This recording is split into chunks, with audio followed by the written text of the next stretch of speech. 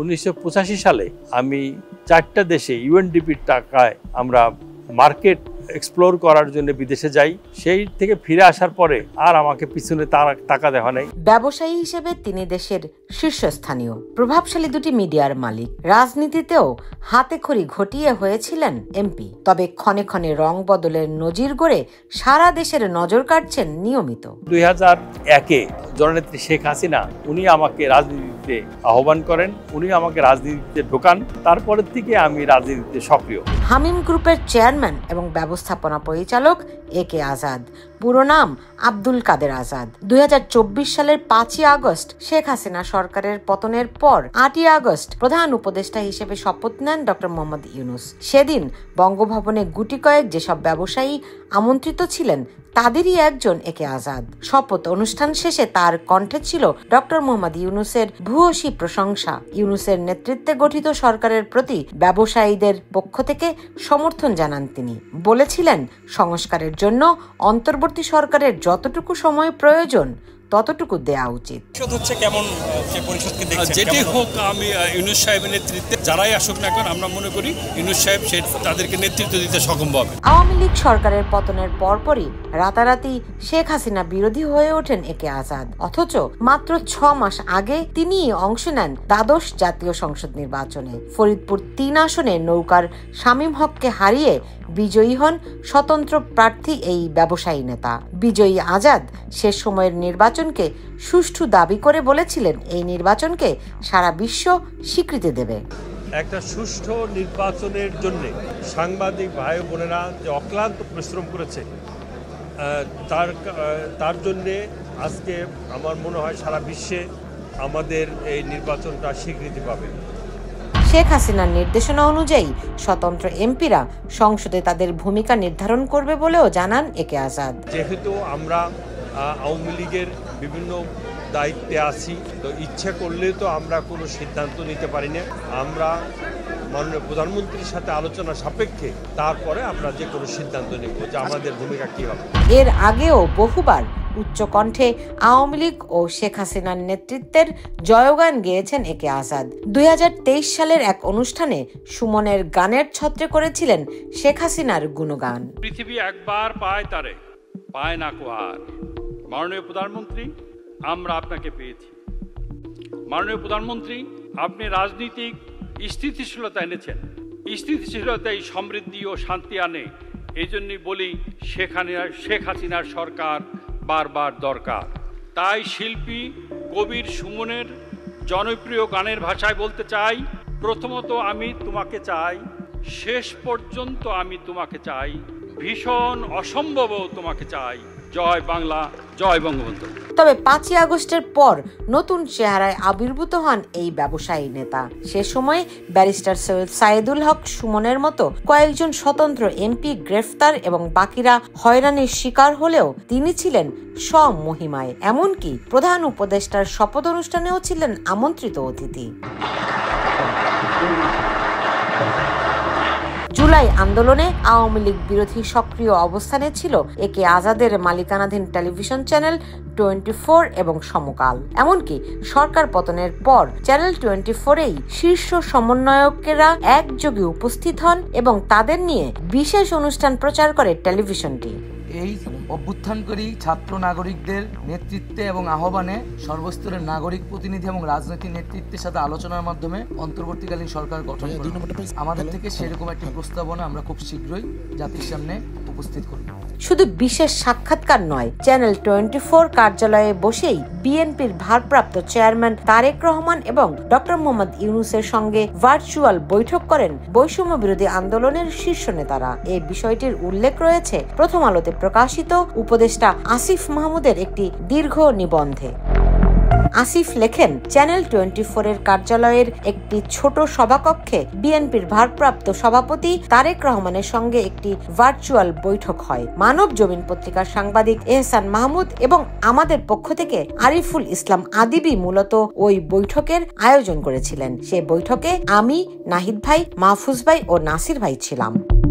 আরেক অংশে আসিফ লিখেছিলেন, 5 আগস্ট সন্ধ্যায় অধ্যাপক ইউনূসের সঙ্গে কথা হয়। চ্যানেল 24 এর কার্যালয় থেকেই আমি তাকে ফোন করি। ফ্রান্সের যে হাসপাতালে তিনি ভর্তি ছিলেন, কিছুক্ষণের মধ্যেই অস্ত্রোপচারের জন্য সেটির অপারেশন কক্ষে তাকে নিয়ে যাওয়ার কথা। লাউড স্পিকারে আমি আর নাহিদ ভাই তার সঙ্গে কথা বলি। তাকে আমরা জাতীয় সরকারের ধারণার কথাটাই বললাম। অধ্যাপক ইউনূস বললেন তিনি ইতিবাচক, তবে অনেকগুলো ব্যাপার আলোচনা করতে হবে। সবাইকে জানালাম অধ্যাপক ইউনূস ইতিবাচক।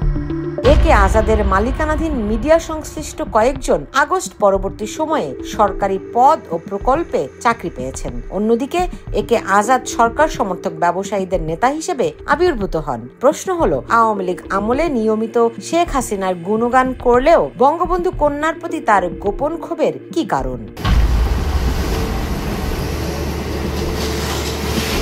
নকশা ছাড়া বাড়ি নির্মাণের অভিযোগে 2018 সালের 20 মার্চ একে আজাদের গুলশানের বাড়ির একাংশ ভেঙে দেয় রাজুক। এক শীর্ষ ব্যবসায়ী নেতার সহযোগিতায় সে সময় প্রধানমন্ত্রী শেখ হাসিনার দ্বারস্থ হয়েও তিনি রাজুকের অভিযান ঠেকাতে পারেননি। একই সময়ে জ্ঞাত আয় বহির্ভূত সম্পদ অর্জনের অভিযোগে তাকে হাজিরা দিতে হয়েছিল দুদকের কার্যালয়ে। পরে নানান তৎপরতার মাধ্যমে বিষয়গুলো কিছুটা সামাল দিতে পারলেও নকশা বহির্ভূত বাড়ি ভেঙে দেওয়ার ক্ষোভ কখনো ভুলতে পারেননি একে আজাদ। প্রকাশ্যে শেখ হাসিনাকে সমর্থন করেছেন, কিন্তু ভেতরে থেকে যায় ক্রোধ। 5 আগস্টের পর সাংবাদিক খালেদ মহিউদ্দিনের সঙ্গে একটি টক শোতে বিষয়টি তিনি স্বীকারও করেন। বিস্ময়করভাবে দাবি করেন তার বাড়ির ফাইল বন্দী ছিল ডিজিএফআইয়ের আয়নাঘরে। দেখেন, আমার বাড়ি ভেঙে দিল। আমার বাড়ি ভেঙে দেওয়ার পর আমার বাড়ির ফাইলটা, এই গুলশান বাড়ির ফাইলটা ডিজিএফআই নিয়ে গেল। তারপর আমি আজকে 14 থেকে 25 সাল পর্যন্ত আমার বাড়িটা করতে পারিনি। আমার ফাইল আমি হাইকোর্টে ডিট করেছি। তারপরে হাইকোর্ট অর্ডার দিয়েছে আমার বাড়ির প্ল্যান দিতে, তাও দেয়নি। তারপর তারা রাজুক এসে বলছে, কন্টেম্প করেছে রাজুকের বিরুদ্ধে। রাজুক বলছে আমাদের ফাইল ডিজিএফআই নিয়ে গেছে। এই সরকারের পতনের পরে আমি আমার ফাইল আয়নাঘর থেকে উদ্ধার করেছি। অভিযোগ আছে মূলত এ কারণেই একে আজাদ 5 আগস্টের পর রাতারাতি হয়ে ওঠেন শেখ হাসিনার প্রকাশ্য কঠোর সমালোচক। দ্বাদশ জাতীয় নির্বাচনকে তিনি অবাধ ও সুষ্ঠু দাবি করেছিলেন ইউনূসের আমলে, সেই নির্বাচনের কঠোর সমালোচনা করতেও ছাড়েননি। তবে অন্তর্বর্তী সরকারের সঙ্গে মধুর সম্পর্ক তৈরি করেও তিনি খুব একটা ভালো নেই। নিজ এলাকায় প্রভাব বিস্তার নিয়ে বিরোধ তৈরি হয়েছে বিএনপির সঙ্গে। জুলাইয়ের শুরুতে বাড়িতে হামলার অভিযোগ তুলে তিনি মামলা করেন বিএনপির নেতাকর্মীদের বিরুদ্ধে। সব সরকারের ক্যারেক্টার এক, আমি ইন্ডিভিজুয়ালি কাউকে বলছি না, সমস্ত সরকারের 40 বছর আমি যদি দেখে আসছি। অন্যদিকে আমেরিকার 35% পাল্টা শুল্ক আরোপের ঘোষণায় ধস নামার পথে হামিম গ্রুপের তৈরি পোশাক রপ্তানি। এই গ্রুপের উৎপাদিত পোশাকের প্রায় সব চালানের গন্তব্য আমেরিকা। এ কারণে মাথায় আকাশ ভেঙে পড়েছে একে আজাদের। যে ইউনূস সরকারের প্রশংসায় ছিলেন পঞ্চমুখ, এখন সেই সরকারের বিরুদ্ধে ক্ষোভে ফেটে পড়েছেন হামিম গ্রুপের এমডি আজাদ। যদি আমাকে এই নেগোসিয়েশন ফেল করে তাহলে আমার অবস্থা কি হবে বলেন? আমি $800 মিলিয়ন এক্সপোর্ট করি, তার মধ্যে $750 মিলিয়ন আমেরিকাতে।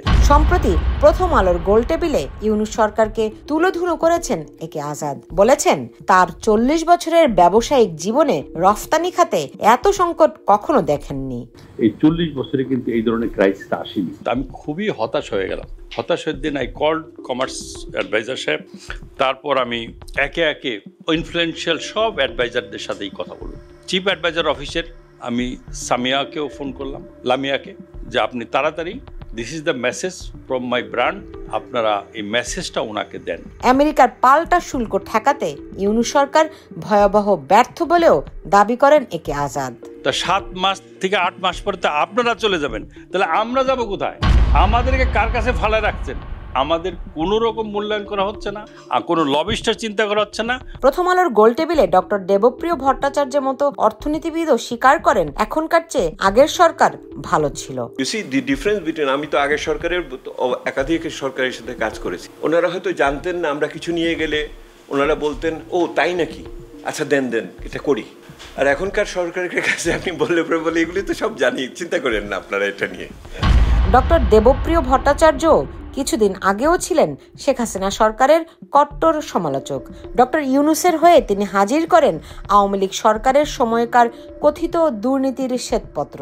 কোনো সুনির্দিষ্ট তথ্য প্রমাণ ছাড়াই ধারণাগতভাবে বছরে $16 বিলিয়ন পাচারের অভিযোগ তোলা হয় ওই শ্বেতপত্রে।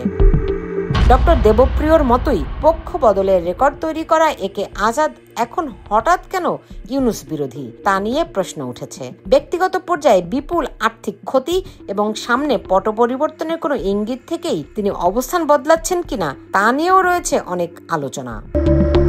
Sultana Rahman, Bangla news network, new York.